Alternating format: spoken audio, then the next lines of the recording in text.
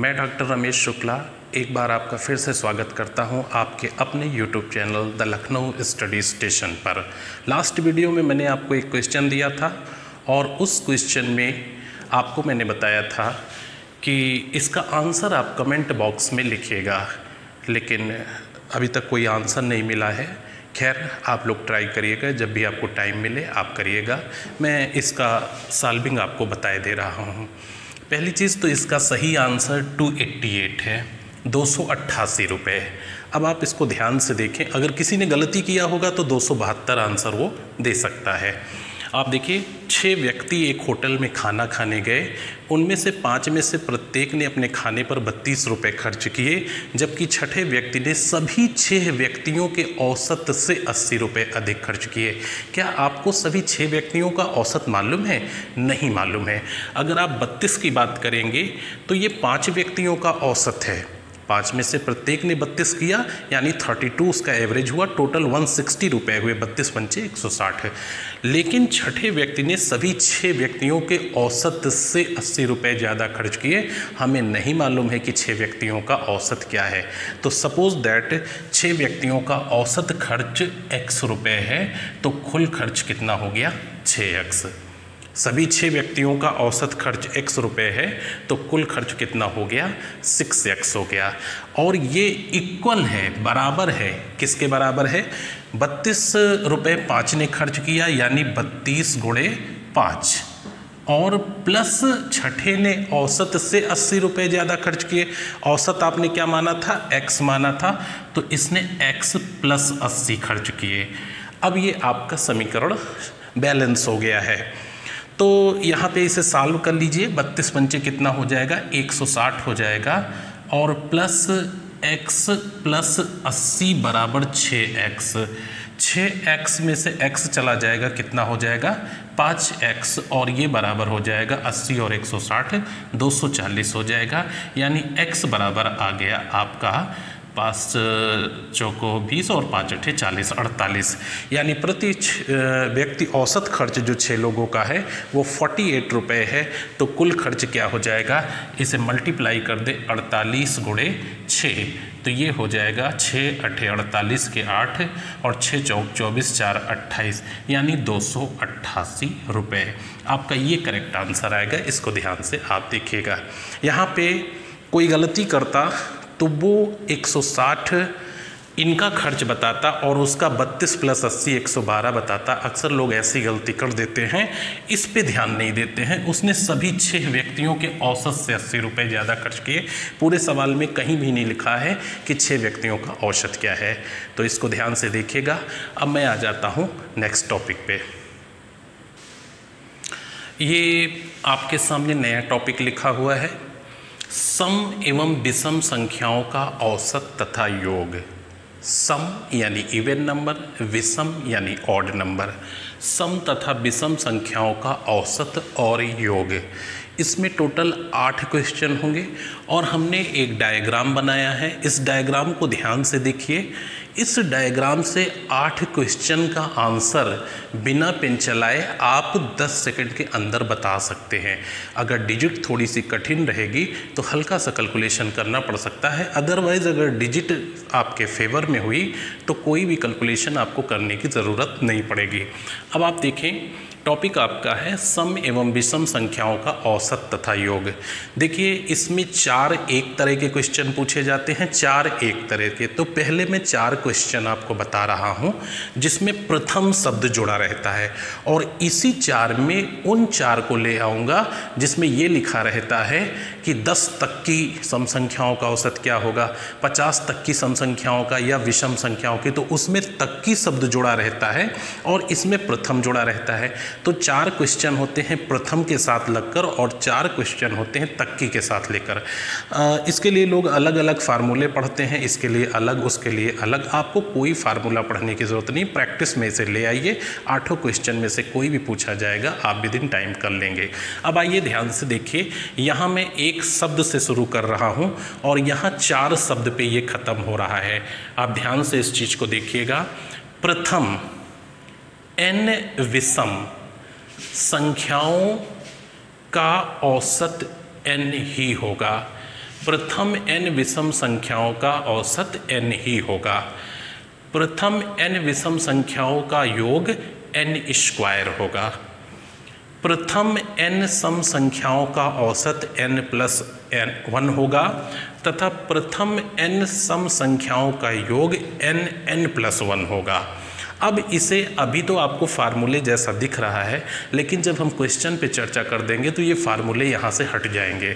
अब आप ध्यान से देखिए, इस n की जगह कोई भी संख्या ले सकते हैं, जैसा कि मैंने पहले क्वेश्चन में एग्जाम्पल दिखाया है। प्रथम 17 विषम संख्याओं का औसत क्या होगा, तो ये आपका सेटअप यहाँ बनेगा। प्रथम 17 विषम संख्याओं का औसत क्या होगा, तो आपका आंसर होगा कि 17 ही होगा। तो प्रथम 17 विषम संख्याओं का औसत क्या होगा, यानी n ही होगा, यानी 17 होगा। तो इसका आंसर आपका क्या हो जाएगा, 17 हो जाएगा। कभी भी ऐसा सवाल आता है कि प्रथम 25 विषम संख्याओं का औसत क्या होगा, आप कहेंगे 25 ही होगा। और यदि ये पूछ ले कि प्रथम 25 विषम संख्याओं का योग क्या होगा, तो आपको कुछ नहीं करना, 25 का स्क्वायर कर देना है, यानी 625 होगा। नेक्स्ट क्वेश्चन हमने लिखा है प्रथम 17 विषम संख्याओं का योग क्या होगा, तो आपको क्या करना है, स्क्वायर कर देना है। तो यदि औसत पूछे तो एज इट इज संख्या रखोगे, और अगर योग पूछेगा तो स्क्वायर कर दोगे। 17 का स्क्वायर क्या हो जाएगा, 289, 289। तो आप समझ गए होंगे, कभी भी क्वेश्चन आता है प्रथम शब्द के साथ जुड़ करके, अगर प्रथम 17 का विषम संख्याओं का औसत पूछ रहा है तो 17 ही होगा, और अगर योग पूछ रहा है तो स्क्वायर कर दीजिए। आ जाइए नेक्स्ट क्वेश्चन पे। आपके ये अगले 2 क्वेश्चन फिर से मैंने लिख दिए हैं, इनको ध्यान से देखिए। प्रथम 25 सम संख्याओं का औसत क्या होगा।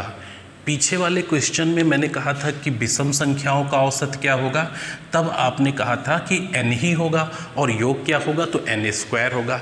बट अब आपका क्वेश्चन है प्रथम 25 सम संख्याओं का औसत क्या होगा, तो कुछ नहीं करना है, 1 जोड़ देना है, यानी 26 सही आंसर होगा। कभी भी क्वेश्चन आए कि प्रथम 8 सम संख्याओं का औसत क्या होगा, तो आप कहेंगे 9 होगा। तो n प्लस 1 नहीं पढ़ करके आप अभ्यास में ये कहोगे कि जब प्रथम विषम पूछेगा तो एज इट इज रखेंगे, लेकिन जब सम पूछेगा तो 1 जोड़ देंगे। किसके रेफरेंस में, औसत के रेफरेंस में। अच्छा, अब योग पे आ जाते हैं। प्रथम 25 सम संख्याओं का योग क्या होगा, तो लिखा है n प्लस 1। तो इसमें होता क्या है कि आप n का मतलब 25 है, 25 यहाँ रखोगे और 25 प्लस 1 रखोगे। फिर एग्जाम में हम फार्मूला याद रखते हैं कि क्या लिखा था, n प्लस 1 था या और कुछ था।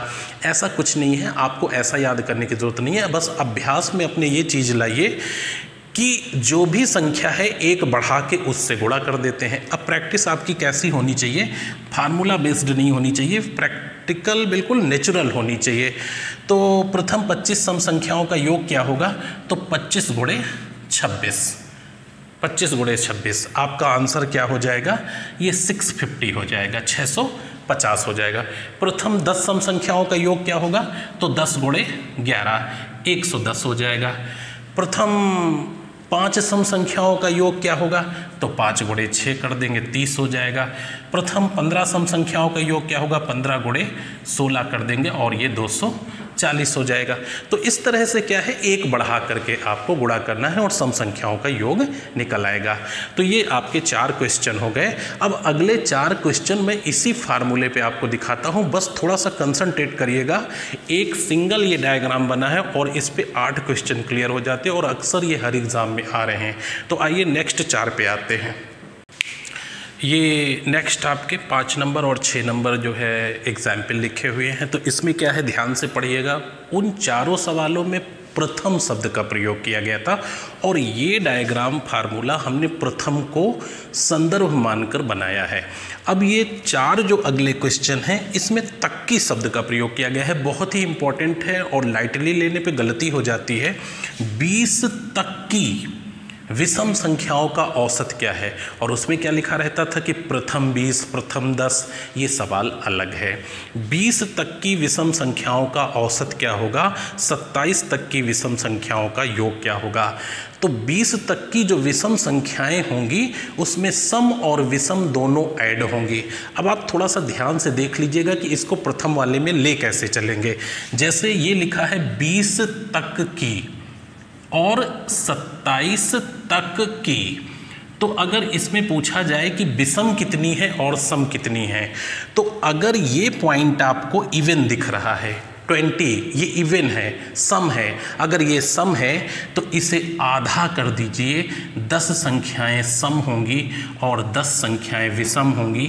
अब इसके आगे आप प्रथम जैसा व्यवहार कर सकते हैं, आप सीधा बोलेंगे 10 विषम संख्या, प्रथम 10 विषम संख्याओं का औसत 10 ही होगा और प्रथम 10 सम संख्याओं का औसत 11 होगा।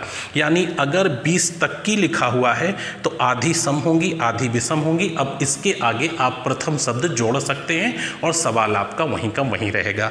बट अगर ये लिखा है 27 तक की, 27 क्या है, ऑड नंबर है, विषम नंबर है, तो इसमें आपको सम संख्याएं कितनी है और कितनी विषम है ये चीज़ देखना है। तो अगर आपको सम संख्या देखनी है तो इससे एक कम करिए, कितना हो गया 26, और इसे आधा कर दीजिए, 13 यहाँ पे सम है।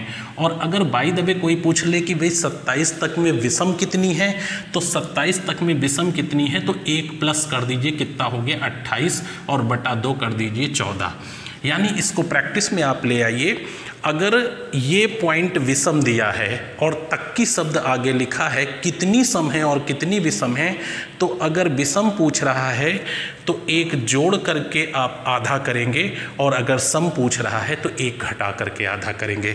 तो आपका क्लियर हो गया होगा कि 27 तक में विषम संख्याएं कितनी हैं, 14 विषम संख्याएं हैं, क्योंकि 1 और 27 दोनों विषम संख्याएं हैं। तो एक जोड़ के आधा करने पे विषम मिलेंगी, एक घटा के आधा करने पे सम मिलेंगी। बट अगर ये पॉइंट सम है तो आधी सम होंगी और आधी विषम। तो क्लियर हो गया होगा कि यहाँ पे आपका जो पॉइंट आया, मैं इसको हटा रहा हूँ, और यहाँ पे आपका जो पॉइंट आया वो ये आया कि 20 तक में जो विषम संख्याएं आपकी हैं वो 10 हैं, और इसके आगे आप प्रथम शब्द जोड़ सकते हैं।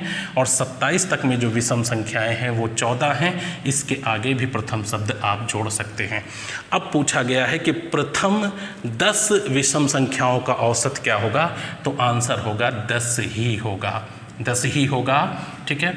और अगर ये पूछ ले कि प्रथम 14 विषम संख्याओं का योग क्या होगा, तो आपको कुछ नहीं करना, 14 का स्क्वायर कर दीजिए, 196 होगा। अब आपको नेक्स्ट अगले 2 क्वेश्चन पे ले चलता हूँ। ये नेक्स्ट अगले आपके 2 क्वेश्चन फिर से आपके सामने हैं। ये आपका 7 नंबर हो जाएगा और ये 8 नंबर हो जाएगा। यहाँ पे लिखा है 31 तक की सम संख्याओं का औसत क्या होगा। अगर प्रथम 31 होता तो आप क्या कहते, 32 कहते, राइट। तो यहाँ पे लिखा है 31 तक की सम संख्याओं का औसत क्या होगा। तो 31 क्या है, ये ऑड नंबर है ना, विषम नंबर है, बट आपको इसके अंदर से सम निकालनी है। अगर सम निकालनी है तो -1 करके आधा कर लीजिए, यानी ये 30/2 यानी 15 हो गया। अब 15 हो गया तो इसके आगे आप प्रथम शब्द जोड़ करके पुराने वाले नियम पे ले जाइए। अब आपका ये क्वेश्चन हो गया कि प्रथम 15 सम संख्याओं का औसत क्या होगा, तो n+1 होता है, यानी 15 में आप 1 जोड़ देंगे तो कितना हो जाएगा, 16 हो जाएगा। क्लियर हो गए होंगे। 8 नंबर सवाल, 38 तक की सम संख्याओं का योग क्या होगा। तो 38 क्या है, 38 तो आपका इवन नंबर है यानी सम संख्या है। तो 38 तक में आधी सम होंगी, आधी विषम होंगी। कहने का मतलब ये है कि जब ये पॉइंट सम हो, आगे तक की जुड़ा हो, तो आधी सम आधी विषम होंगी। पुराने फार्मूले पे ले जाके सॉल्व कर लेना। लेकिन अगर ये विषम हो और तक की शब्द जुड़ा हो तो 1 घटा के आधा करोगे तो सम नंबर मिलेंगे, 1 जोड़कर आधा करोगे तो विषम नंबर मिलेंगे। तो यहाँ पे आपका 38 तक की सम संख्याओं का योग क्या होगा। तो आपकी प्रथम कितनी हो गई संख्याएं, 19 संख्याएं हो गई। और गुणा किससे करेंगे, 20 से करेंगे। मैंने कहा था 1 बढ़ा के गुणा कर देना। तो प्रथम 19 सम संख्याओं का योग क्या होगा, 19 × 20। तो ये आपका सही आंसर क्या हो जाएगा, 19 × 2 = 38, 380। तो इसका आंसर आपका 380 हो जाएगा और इसका आंसर 16 हो जाएगा। तो ये आपको बड़ा इंटरेस्टिंग लगा होगा। इस फार्मूले को आप अच्छे से देखिए, मैं लाइन खींच देता हूँ, यहाँ पे अंडरलाइन ये हो जाएगा। आप इसको अच्छे से अपनी कॉपी पे लिख लीजिएगा और इस पे टोटल 8 सवाल क्लियर होते हैं। एक बार मैं सरसरी तौर पे फिर तेज़ी से आपको बताता हूँ। बड़ा ही इंटरेस्टिंग फार्मूला है और इस पे आप ज़रूर एक बार गंभीरता से विचार करिएगा। ध्यान से सुनिए। प्रथम 15 विषम संख्याओं का औसत क्या होगा? 15 ही होगा, राइट, 15 ही होगा। प्रथम 15 विषम संख्याओं का योग क्या होगा? 15 का स्क्वायर यानी 225 होगा। प्रथम 8 सम संख्याओं का औसत क्या होगा? 9 होगा। और प्रथम 8 सम संख्याओं का योग क्या होगा? 8 9 72 होगा। अब अगर आपसे कहा गया कि 10 तक की विषम संख्याओं का औसत क्या होगा, तो 10 तक में आधी विषम होंगी आधी सम, यानी प्रथम 5 हो गया, तो 5 ही औसत होगा और योग क्या हो जाएगा? 25 हो जाएगा। इसी तरह से पूछ लिया गया कि 20 तक की सम संख्याओं का औसत क्या होगा, तो 20 में आधी सम होंगी और आधी विषम होंगी, तो 10 1 11 आंसर हो जाएगा और 11 धम्मा 110 योग हो जाएगा। तो इस तरह से आप इस पे प्रैक्टिस कर लीजिएगा, चाहे तक्की जुड़ा हो चाहे प्रथम जुड़ा हो, आप बहुत ही आसानी से कर सकते हैं। तो इस समय ख़त्म करते हैं इसको, और पहले की तरह से फिर आपको एक क्वेश्चन दूंगा और उसका आंसर कमेंट बॉक्स में लिखिएगा, ताकि लगे कि मेरी मेहनत सफल हो रही है और आप लोग इंटरेस्ट ले रहे हैं। अपना फीडबैक ज़रूर दीजिए, क्योंकि किसी भी क्षेत्र में फीडबैक बहुत ज़रूरी होता है। आपसे हमारा सीधे कम्युनिकेशन नहीं हो रहा है, क्योंकि इस समय लॉकडाउन की वजह से क्लासेस नहीं चल पा रहे हैं, तो हम लोग जो है एक माध्यम है, यूट्यूब का माध्यम है, जिसका सहारा लेकर के आपस में संवाद बना रहे हैं। तो आप लोग फीडबैक ज़रूर दीजिए, फीडबैक की मुझे उम्मीद रहती है, आपसे इंतज़ार रहता है। तो आइए आपको क्वेश्चन पे ले चलते हैं।